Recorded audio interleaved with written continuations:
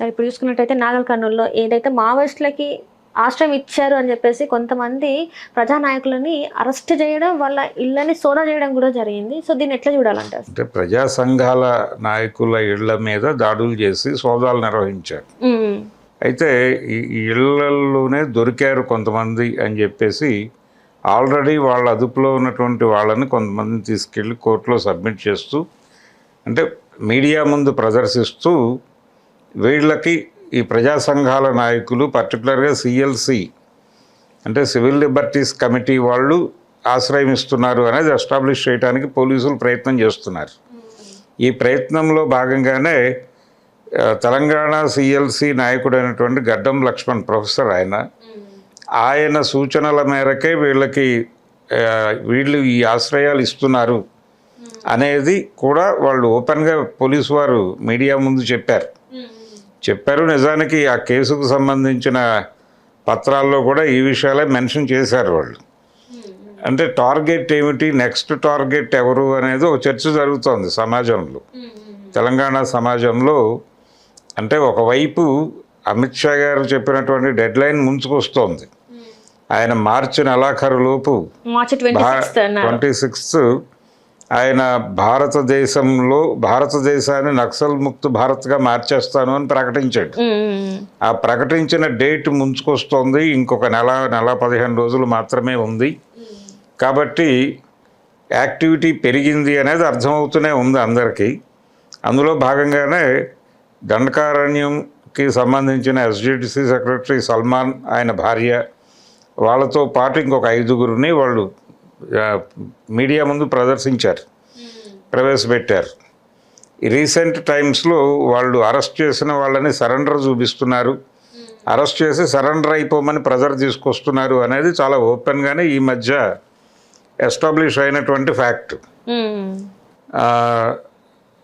చాలామంది ఈవెన్ అంటే ఈ మావోయిస్టు పార్టీ అగ్రనాయకులు కూడా వాళ్ళు అరెస్ట్ అయ్యి సరెండర్ అయ్యామని చెప్పేసి, అరెస్ట్ అయిన తర్వాత వాళ్ళని సరెండర్ కావడానికి కన్విన్స్ చేసి మీడియా ముందు మేము సరెండర్ అవుతున్నామని చెప్పేలాగా ప్రెజర్ తీసుకొచ్చి వాళ్ళతో ఆ మాటలు చెప్పిస్తున్నారు అనేది ఓపెన్గా అర్థమవుతున్నటువంటి ఫ్యాక్టే. అలా ఇప్పుడు ఈ సల్మాన్తోనూ ఆయన భార్యతోనూ కూడా అలాంటి మాటలే చెప్పించిన తర్వాత, అంటే పర్టికులర్గా చంద్రన్న కూడా అరెస్ట్ అయిన తర్వాతే ఆయన్ని సరెండర్ పద్ధతిలో మాట్లాడించారు అనేది కూడా ఒక ప్రచారం ఉంది బయట.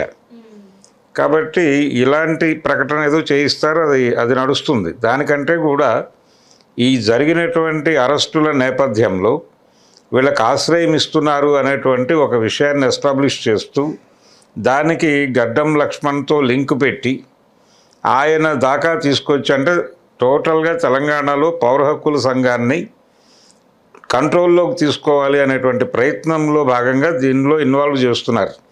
వాళ్ళు ఏమీ ఆశ్రయాలు కల్పించారు అనేది అవాస్తవం. అటువంటి ప్రయత్నం చేయరు, జరగదు. ఇది పోలీసు వారు కల్పించినటువంటి కథగానే చూడాల్సి ఉంటుంది. వాళ్ళ ప్రధాన లక్ష్యం దీనిలో సిఎల్సిని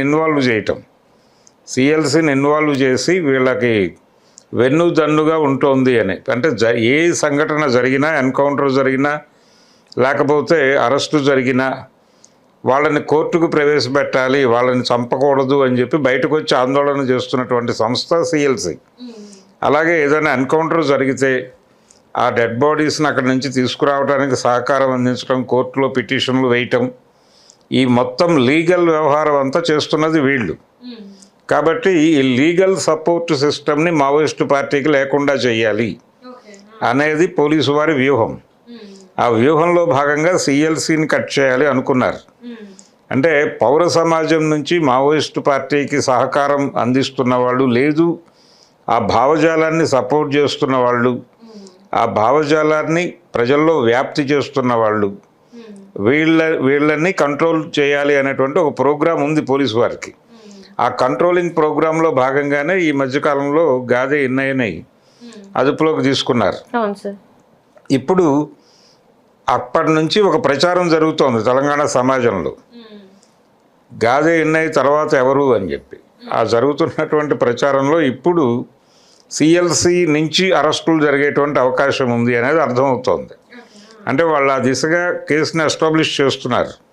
ఈ సల్మాన్ ఆయన భార్యతో పాటు దొరికిన వాళ్ళ అరెస్టులకి సంబంధించి వాళ్ళకి ఈ నాగర్ కర్నూలు జిల్లాలో ఆశ్రయాలు ఇచ్చారని, ఆ ఇచ్చిన వాళ్ళ ఇళ్ల మీద మేము దాడులు చేశామని, వాళ్ళు అక్కడే దొరికారని, అక్కడి నుంచే పట్టుకొచ్చామని ఈ కథ చెప్పడం ద్వారా అంటే పోలీసు వారు ఏదైనా ఎస్టాబ్లిష్ చేయగలరు. వాళ్ళ ప్రోగ్రామ్ డిజైన్ అయిపోయింది. వాళ్ళ ప్రోగ్రామ్ ఢిల్లీలోనే డిజైన్ అయిపోయింది. ఇప్పుడు ఎవరు ఏం చేసినా ఏం మాట్లాడినా ఈ స్క్రిప్ట్ ఢిల్లీ నుంచి వస్తుంది.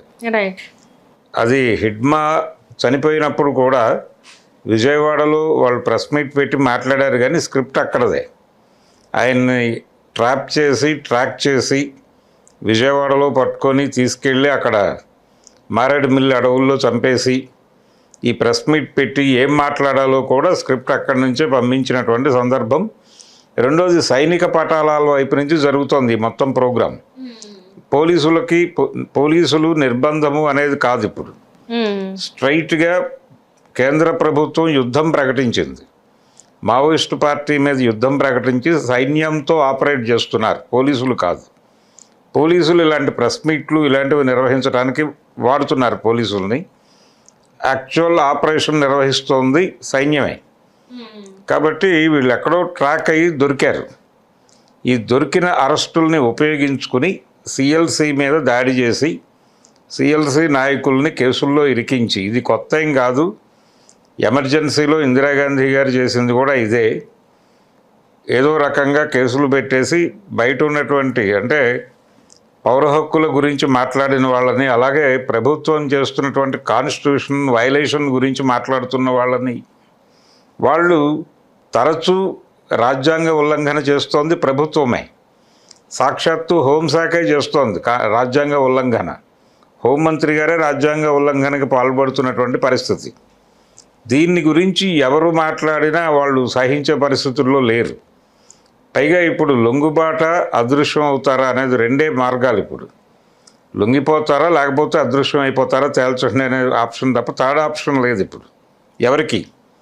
కాబట్టి ఇప్పుడు ఎవరైనా సరే లొంగి ఉండటమే. లొంగి ఉంటారా లేకపోతే మీరు మాట్లాడద్దు ఎవరు. అంటే సిఎల్సికి కూడా ఒక వార్నింగే ఇది. మీ నాయకులు అరెస్ట్ అవ్వబోతున్నారు కాబట్టి నెమ్మదిగా సిఎల్సి కోసం పనిచేస్తున్నటువంటి లీగల్ సర్వీసులు అందిస్తున్నటువంటి న్యాయవాదులు, అలాగే ప్రొఫెసర్లు, మేధావులు వీళ్ళందరూ కూడా ఇమ్మీడియట్గా వెనక్కి వెళ్ళిపోండి. రిట్రీట్ అయిపోయి మీ ఇళ్లల్లో కూర్చుని మీ రెస్పెక్టెడ్ డ్రాయింగ్ రూమ్స్లో ఏదో సినిమాలు చూసుకుంటూ కాలక్షేపం చేయండి తప్ప ఈ విషయాల గురించి మాట్లాడద్దు. మాట్లాడితే పరిస్థితులు చాలా తీవ్రంగా ఉంటాయి అని ఒక వార్నింగ్ కాల్గా నేను చూస్తున్నాను దీన్ని. Okay sir. ఈ నాగర్ కర్నూలు జిల్లా నుంచి వచ్చినటువంటి ఈ ప్రకటన